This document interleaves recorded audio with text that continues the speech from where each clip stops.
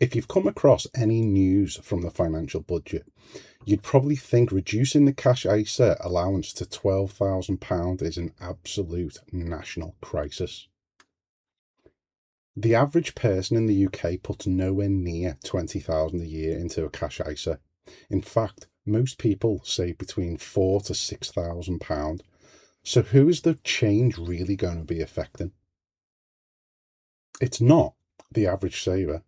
It affects two specific groups: people approaching retirement looking to de-risk, and the banks that rely on the billions of cheap cash deposits. When you're young, tax wrappers feel abstract, but when you get closer to relying on your savings for income, protecting your yield from the taxman suddenly becomes everything. So whether this cap happens or not, it forces a crucial question. Most of us would have grown up believing cash ISAs were the only safe, simple choice. But there's another low-risk option that deserves far more attention. Simply put, a gilt is a loan you make to the UK government. They borrow your money, pay you a fixed interest for an agreed period, and give you the full deposit back when the bond matures. Take a gilt that I personally own, TR38. It matures in 2038 and pays a fixed coupon of 4.75%. Think of that coupon as a guaranteed interest on your cash. For every £100 bond I own, I get £4.75 every single year, split into two regular payments. Cash ISA rates fluctuate, bank rates change. You're constantly chasing fixed terms and you're moving your money all over the place. But with this coupon, it never changes. Now here's an advantage where it can actually get more interesting.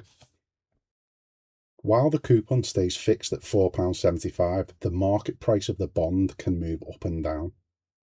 Imagine that £100 gilt drops to a market price of £90. You're still getting the exact same £4.75 a year, but because you only paid £90 to get it, your annual jump yields to around 5.2%. And it can get better.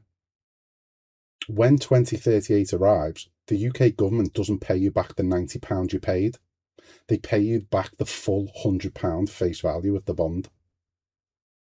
Buy 111 gilts at £90 for roughly 10 grand. And at maturity, you'll get back £11,100 on top of every single annual interest payment that you collected along the way. Are they risk-free? Not quite. Because they're backed by the UK government, default risk is virtually zero.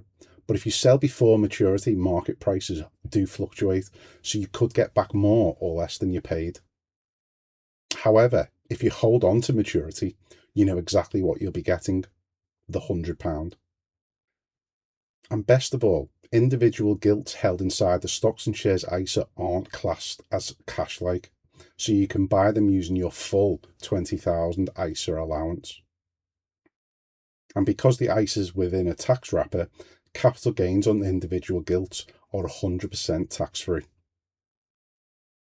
So, if the cash ISA does drop to 12,000, who is really losing out? The average saver or financial institutions holding on to your cash? Let me know your thoughts in the comments, and if you've never looked at gilts before, maybe it's time to start.